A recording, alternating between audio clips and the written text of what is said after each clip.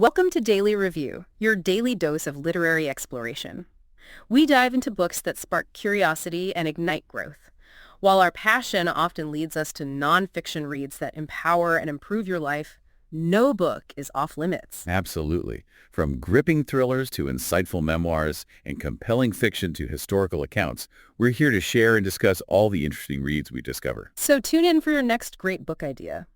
Today, we're diving deep into some fascinating insights about human nature, specifically pulling from Robert Greene's The Laws of Human Nature. Yeah, this book, it really tries to unpack what makes us tick, often in ways we don't even realize. It's all about understanding those hidden currents. Our mission here is to explore why we sometimes act against our own best interests, why we get swayed by these invisible forces, and how maybe we can gain a bit more self-awareness and perspective. Exactly. We'll be pulling out key ideas, some really surprising examples Greene uses, and hopefully some practical takeaways for navigating, well, people Yeah. and ourselves. Okay, so let's kick things off with this concept Greene calls the stranger within.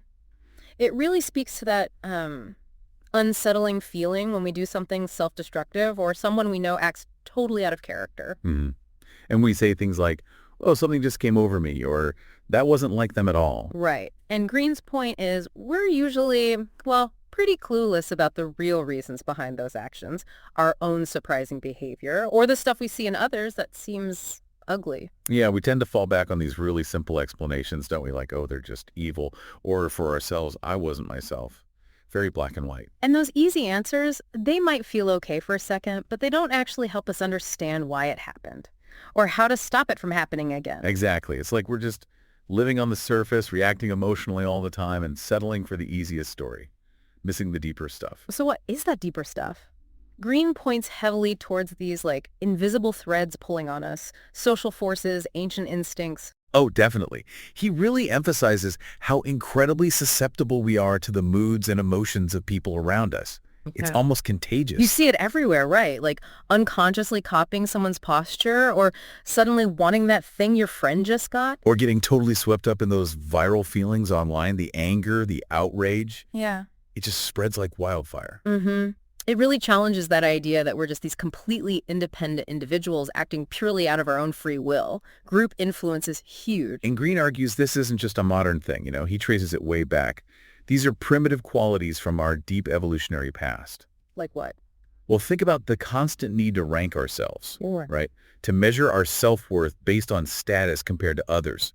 He points out you see this in hunter-gatherer groups, even in chimp troops. Ah, okay. And the tribal instinct, too. That immediate us versus them mentality. Exactly. Inside-outsider divisions. Plus, the whole idea that we have to wear social masks, which inevitably creates this hidden part of us, a shadow personality, where we stuff all the desires and impulses that aren't socially acceptable. So our ancestors might have explained weird behavior with myths about, demons or spirits. Right. And we just say, something came over me. It's the same phenomenon, different explanation. What's kind of wild and maybe a bit scary is how Greene suggests modern life, especially social media, just pours gasoline on these ancient fires. Totally. He calls it an amplifier. Emotions spread even faster. Those viral effects are everywhere. Aggression that might have been limited before, now it's just out there, displayed openly in the virtual world. People playing out their shadow sides with fewer immediate consequences. Yeah, and the comparison game. Envy. Oh, yeah. Status seeking through likes and attention. It's just intensified like crazy. And those tribal tendencies find the perfect home online, right? Echo chambers demonizing the other side. Greene seems pretty worried about the potential for real-world conflict stemming from this. It definitely makes you think.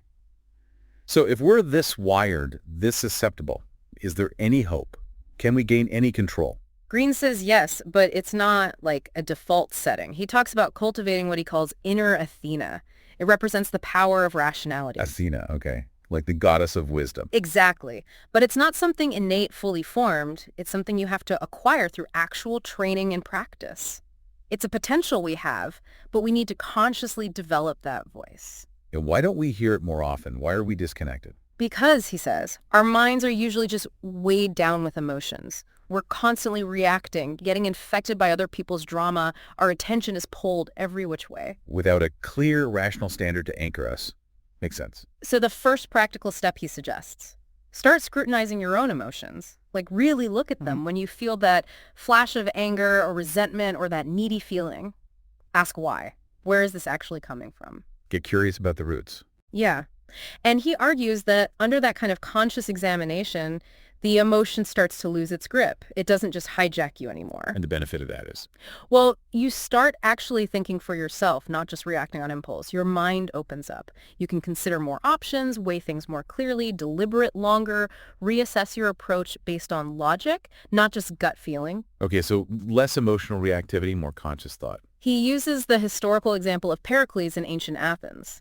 Pericles looked around at the other politicians and saw they weren't truly rational. They were shrewd, sure, but driven by base emotions, power grabs, needing attention, money. Which led to chaos and bad decisions for Athens. Right. So Pericles championed nous, which means mind or intelligence as the highest guide, something to actively strive towards, almost like worshiping intelligence itself as the key to order. Interesting. So it's like mental training. Exactly. Like an athlete training their body. The more you practice rational thinking, the more flexible and resilient your mind becomes. You start seeing solutions others miss because they're stuck in the emotional fog. Okay, so that's cultivating internal clarity. What about dealing with, well, other people? That's often where the real emotional turmoil comes in, isn't it? Oh, absolutely. Greene flags interactions with people as a major source of difficulty for almost everyone. And why is that? I mean, it seems obvious, but what's his take? It's because we're constantly judging them, wishing they were different, trying to change them to fit our expectations. Yeah, I do that. We all do that. And it just leads to frustration, right? Totally. So the alternative he proposes is pretty radical. He says, accept people as facts. As facts, like gravity or a tree. Kind of, like neutral phenomena. Comets, plants, they just exist in all their different varieties. People are the same. Stop resisting their fundamental nature. Okay, so instead of fighting it, work with what they give you. Exactly. He even suggests trying to make understanding people a kind of fun game, like solving puzzles, seeing the whole thing as part of the complex, sometimes absurd, human comedy. That requires a shift in perspective, and it probably connects back to self-awareness, too. Big time. You can't really accept others' irrationality until you accept your own. He says we need to make this acceptance of human nature, the good, the bad, the messy, as radical as possible. Wow. And the payoff for doing that. Calmness, basically. Dispassionate observation. Deeper understanding because you're not projecting your own stuff onto them. It frees up so much mental space for actual thinking. He uses Anton Chekhov as an example, right? The writer. Yeah, and it's a really powerful one. Chekhov had this incredibly harsh upbringing, abusive father, difficult family, but his training as a doctor gave him this almost clinical lens. To observe the human animal, as Greene puts it, understand its irrationality, its unhappiness, its potential dangers. Precisely. And for Chekhov, getting inside his characters, even the really flawed ones, the worst types, became therapeutic. It helped him understand and maybe even forgive the difficult people in his own life. That connects to what Greene calls a generous spirit. Yes, that act of accepting, understanding, maybe even loving people despite or because of their difficult nature, it liberates your mind, frees you from petty obsessions, creates distance, helps you stop taking everything so damn personally. Okay, shifting gears slightly, but still on understanding people and ourselves. Greene drops this truth bomb. We are all narcissists. Ooh. Yeah, that one stings a bit, doesn't it? We're all somewhere on that spectrum of self-absorption. But the examples he gives are so relatable. That feeling when you're just waiting for your turn to talk, liking people more just because they agree with you, seeing your own quirks as charming but others as annoying, being a sucker for flattery. Guilty as charged on probably all of those. And he warns about getting too self-righteous about it, right? Sometimes the loudest critics of narcissism Can be the biggest narcissists themselves, just loving the sound of their own voice, condemning others. Yeah. The key is we're all somewhere on this spectrum. And there's a healthy version, right? Like developing a stable sense of self you can feel good about. Functional narcissism. Yeah, building healthy self-esteem from within is necessary. No stigma there. The real problem, the barrier to changing any negative self-absorption, is denial. If you can't be honest with yourself about it. You can't change it. Gotcha. But then he describes deep narcissism, and that sounds like a whole different level. Oh, absolutely. That's where individuals see other people basically as extensions of themselves, self-objects, just instruments to get attention or validation. They need to control others. Deeply. It can show up in things like trying to isolate a partner from their friends, no competition allowed. Yeah. They often struggle with work because they're so preoccupied with what others think, always needing external validation. Leads to job hopping. And if they do get success, It can make things worse. Inflated grandiosity, extreme hypersensitivity to any criticism, lashing out with narcissistic rage if challenged. Greene says they often stir up drama just to stay the center of attention and feel powerful, which creates really unstable environments. the historical example he uses, Jeanne d'Ange. Wow, that's intense. Super intense. Her childhood need for attention just grew and grew. She manipulated people, then sought attention through extreme piety, then basically faked or induced demonic possession. Because it made her the star of the show, even though it involved public degradation. It's a really dark look at where that extreme need for attention can lead. Yeah, a very unsettling illustration. Which leads us right into another really crucial point, understanding character when we deal with people. Greene hammers this home. It's a massive mistake to choose partners, colleagues, leaders based only on the shiny stuff. Like the impressive resume, the intelligence, the charm. Right. He argues even high intelligence is basically worthless if the person lacks strong character. And he blames so many problems, so much suffering on this blind spot. Bad leaders, micromanaging bosses, deceitful partners. We pick them based on the surface. So the shift he demands is ignore the front, the polished image, the personal myth they project. You have to actively probe their depths for signs of their character. Okay, but how do you do that? What are you looking for? Patterns. How did they handle challenges in the past? What's the quality of their decisions under pressure? How do they really treat people, especially subordinates? How do they solve problems? Do they finish things? Can they work with a team? So less about what they say, more about what they consistently do. Exactly.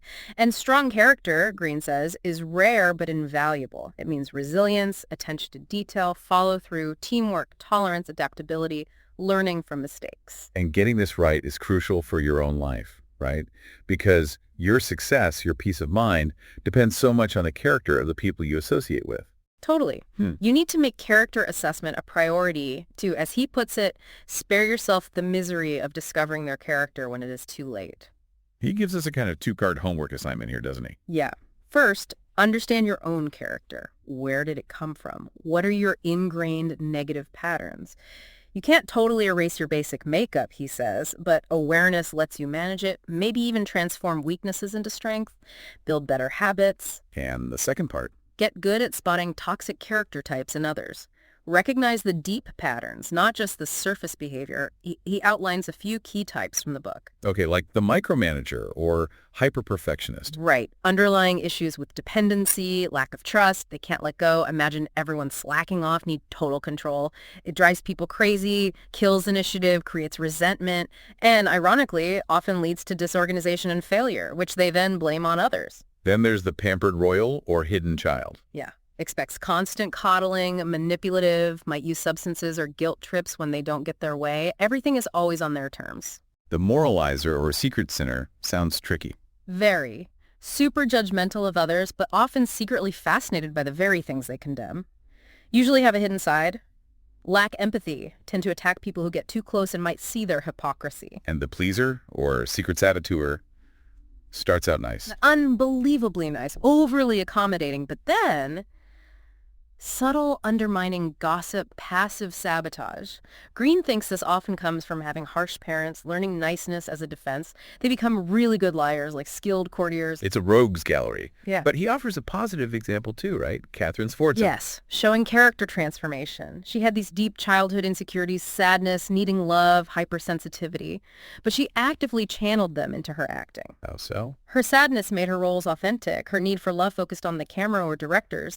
Her hypersensitivity helped her read directors' needs. She combined that with sheer willpower to build a strong, long career, turning vulnerabilities into strengths. So building strong character isn't just about avoiding bad types. It's an active process. Totally. Deliberately working on habits. Building resilience through stress. Patience through boredom, discipline through hard tasks, teamwork by focusing on the group, seeking out strong character role models, developing flexibility by trying new things. Okay, let's switch gears to something maybe a bit more alluring. Greene talks about the art of allure, creating desire, and he challenges a common idea. Yeah, the idea that people just want truth and honesty. He argues, no, what people really want deep down is stimulation, fantasy, to be lifted out of the ordinary. They want objects of desire to covet. That feels counterintuitive, maybe even a bit cynical. It's definitely provocative. His approach is, stop focusing only on what you want to say or show. Focus instead on other people's hidden desires, their unmet fantasies. See yourself and your work through their eyes, through the lens of what they are missing. And doing that gives you power. Almost limitless power, he claims, to shape how people see things and get them excited. He uses Coco Chanel as the prime example. Ah, Chanel. Okay, how'd she do it? Mystery, first off. She deliberately hid her past, told conflicting stories, controlled her image meticulously, sometimes just vanished, never revealed her secret formulas, created an air of mystique. Okay, what else? She associated her brand with things that felt slightly forbidden or new, mixing masculine and feminine styles, linking her designs to freedom, youth, modernity, even sex appeal in a way that felt fresh and maybe a little shocking then, so tapping into transgression. Vaguely, yeah, and keeping the message vague, letting people project their own dreams onto it, then creating an illusion of ubiquity, making her stuff seem desired by everyone. After that, he says basic human covetousness just takes over, sets off a chain reaction. That grass is always greener thing he mentioned. Exactly. He sees it as just fundamental psychology. Drives innovation, sure, but also makes us susceptible to seduction and allure. He contrasts this deliberate art with how people often operate now, right? Mm-hmm. Yeah, he sees a modern tendency towards being very obvious and forthright. He kind of blames it on self-absorption and laziness. It takes no effort. But the result? Lack of effect. People lose interest quickly. It's paper thin. So his advice is, go the other way. Embrace the subtlety, the mystery. Pretty much. He thinks because so few people understand or practice this art anymore, it creates endless opportunities to shine if you do. But he also brings it back to personal fulfillment, doesn't he? There's a caution here, too. Definitely. Life's short, energy's limited, always chasing the next shiny object, always thinking the grass is greener somewhere else. It's a waste of time. His advice is basically, stop waiting for better, learn to make the most of what you have right now. Because that constant desire, that mental escape into fantasy or entertainment, it never actually satisfies. Right, because the core issue isn't usually external. As he puts it, you cannot escape from yourself. Okay, let's talk about time. Greene says we naturally live in a pretty narrow time frame. We don't like thinking too far ahead or too far back. Yeah, we associate time passing with negative things, like aging, death. We kind of recoil from the deep past or the distant future. And he thinks this short-term focus is evolutionary. Hardwired to react to the immediate. Seek instant gratification. Focus on the most dramatic thing right in front of us. Yeah. Useful for survival back then, maybe, but... Not so great for navigating the complex modern world. Exactly. So, farsightedness, thinking long-term, isn't natural. It's a power you have to acquire. It takes discipline to force your focus beyond the immediate. And what does that look like in practice? Keeping your main goals constantly in mind.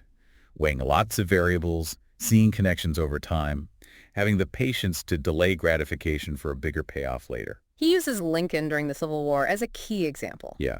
Facing just immense pressure, panic everywhere. People demanding immediate action or negotiation after defeats. But Lincoln kept his eye on the long-term prize, preserving the Union. Right. He resisted the urge to give in to the immediate pressure. Greene mentions him drafting a compromise letter everyone was pushing for, and then just hiding it, holding firm. Trusting his long-term strategy, patience and resolve. Exactly. Farsightedness in action. The book also nods to classical figures like Thucydides and Xenophon for similar long-view thinking. Taking that long view even further, Greene talks about the generational effect, how each generation develops this sort of collective mindset. Yeah, it's shaped by the culture and peers during your youth, especially by big decisive events that happen before you fully enter the working world, maybe around age 22.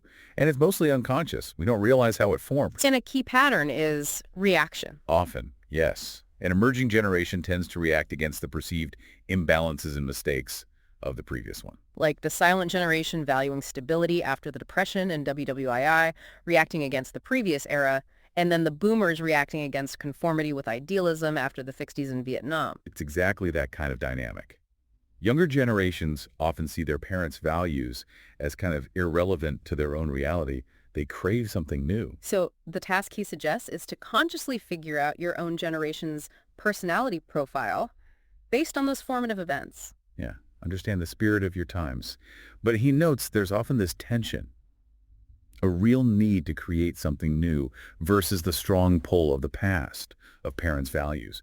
Fear can make the break kind of weak, tepid, he calls it. So he encourages a stronger push. Definitely. Push against the past with great force. Use the frustration. Make the break sharp and clear. He even says express what is taboo, shatter the conventions. That's what excites your peers and defines your generation. Okay, let's move into leadership and authority. Greene talks about a fundamental ambivalence we have towards leaders. What does he mean? It's this duality. On one hand, we can feel affection, dependence, especially if they seem caring. But on the other hand, there's fear of power being abused, dislike of feeling subordinate, and often kind of a secret envy. So our loyalty isn't very stable? Notoriously fickle and volatile is how he puts it. Especially if leaders screw up, seem insensitive or incompetent. Loyalty can just evaporate. But he also pushes back against just being anti-authority across the board. Yeah, he argues that acknowledging authority as necessary sometimes isn't about being inferior. It's just accepting how groups function. And authority can adapt. It can be democratic. He makes an interesting point about fear of responsibility, too. That sometimes what looks like progressive ideas, total consensus, minimal leadership, parents being just friends, can actually mask a deep fear of responsibility and unwillingness to make hard choices or stand out. He says you need to embrace the risks of leadership. And true authority isn't just given, it's earned. Absolutely. Elizabeth I is his model here. Queen Elizabeth I. Okay, why her? She started weak, vulnerable, no sense of entitlement. She had to actively earn trust and credibility over time through her actions, getting finances stable, focusing on the country's good, making smart, pragmatic choices. So she transformed perceptions through competence and dedication. Exactly. Built real ties. Played on how rivals underestimated her. Made strategic moves based on reality, not just glory, like building the navy that beat the Armada, which helped bankrupt Spain. She earned her authority. He also mentions the leader's aura. What's that about? Cultivating a bit of mystery. Sending mixed signals, having slightly contrary qualities that make people intrigued, make them think about you. It paradoxically increases your presence, your authority. And some practical advice. Don't start out too soft. Right. Set clear, high standards early. Be really aware of how your initial actions, your tone, are landing with people. First impressions matter for authority. Okay, let's tackle the shadow. Our hidden side, especially aggression. Greene says aggression is the continuum. Yeah, and all of us are on the spectrum. It has positive sides, energy, assertiveness, and negative sides, antisocial stuff, pushing people down. And the danger is being unaware of our own. Exactly. It leaks out negatively, or we repress it and it becomes passive aggression. That energy cannot be denied or repressed. It will emerge somehow. So awareness is key to channeling it productively. Right. He uses Stalin as an example of a negative extreme, right? A really stark one. The paranoid aggressor finding pleasure in destroying anyone perceived as a threat. And this leads to the aggressor's trap.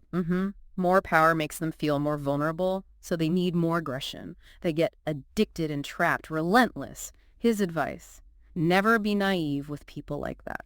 And if you have to confront them, fight indirectly. Look for vulnerabilities, dodgy reputation, past secrets, hypocrisy. Poke holes in their narrative. Expose what they hide. Make winning very costly for them. What about passive aggressors? The ones who seem nice. Nice to everyone but their target. They play games, shift blame, make the victim feel crazy or guilty. Usually lack empathy for the person they're targeting. He uses Richard Nixon to illustrate the dark side emerging under stress. Yeah, arguing Nixon's insecurity, suspicion, outburst manipulation, that was his shadow. He tried to oppress and deny it, but under pressure, it leaked out. Created that sense of two Nixons, the functional one and the insecure inner child. So the task for us, the listener, is to face our own shadow. Yes. Recognize it. Examine it. Conscious scrutiny makes it lose its destructive hold. And then channel that energy. Right. Turn neediness into empathy. Direct aggression towards work or causes. Admit ambition. Use suspicion to check your own projections. Own up to your selfish or harmful impulses, at least to yourself. And this brings balance. Tolerance. Yeah, greater balance within and more tolerance for others' flaws. And it's also crucial for seeing others' shadows, realizing people aren't just their social mask. Seeing the whole rounded person, light and dark, helps you anticipate behavior, understand motives, not get blindsided. And be aware of projection, accusing others of what we deny in ourselves. Exactly, venting our own repressed stuff as judgment. Okay, nearing the end here, finding direction. Greene talks about the gravitational pull of purpose, a fundamental need. Absolutely fundamental. No one can resist being pulled by some kind of purpose. But there are false purposes. Yeah. Things like just wanting freedom to do whatever, chasing pleasure, money for its own sake, attention, power without a deeper goal, blindly joining causes, And those lead to. obsessive behavior, and various dead ends. He advises caution, working with people driven primarily by those. So finding your true purpose, your calling, it takes work. Continual introspection and effort, not automatic. The most crucial step, experimenting, trying things related to your core personality, your natural inclinations. Knowing your unique path helps avoid other pitfalls. Makes it that much easier, he says. Gives you an internal compass. He specifically warns against making money or external success the primary goal. Why? Seems like a common goal. Leads to crowded fields, cutthroat competition, restlessness, needing constant new thrills, short-term thinking, big mistakes, like the thinking behind the 2008 crash. So what does true purpose feel like? Connects to childhood interests, feels natural, less swayed by trends, motivation comes from within, loving the process, less bothered by others' opinions. Success is measured by quality, learning, skill, feeling connected to something bigger. Gives you energy to push through obstacles. He uses Martin Luther King Jr. as an example here. A great one.